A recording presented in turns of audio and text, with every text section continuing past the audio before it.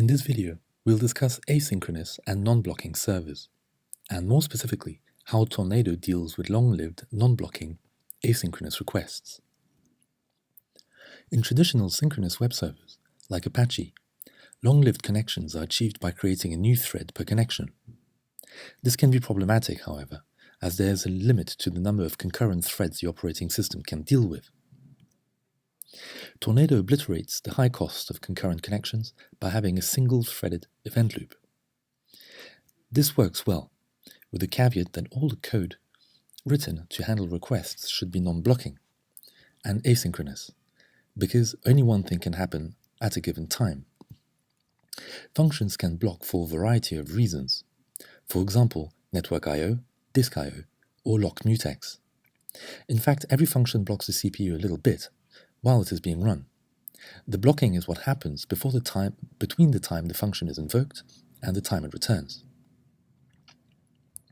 Now, the main distinction between a synchronous and an asynchronous function is that an async function returns immediately while performing some work in the background.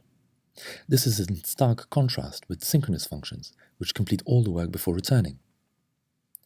There are different styles of achieving async functions. These are by passing in a callback argument, returning a placeholder of type future, promise, or deferred, or delivering the result to a queue, or using something like POSIX signals, which is a callback registry. Let's take a look at how we can make functions async in Tornado. This is a synchronous function, which synchronously performs a fetch on the given URL.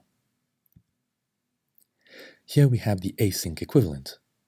As you can tell, the callback syntax is somewhat cumbersome.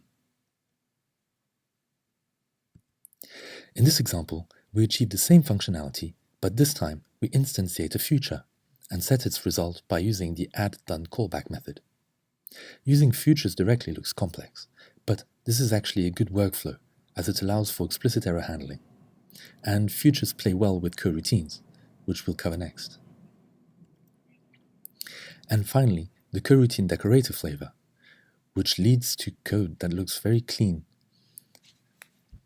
It is worth noting that in Python 2, there's a limitation which prevents generators from returning values.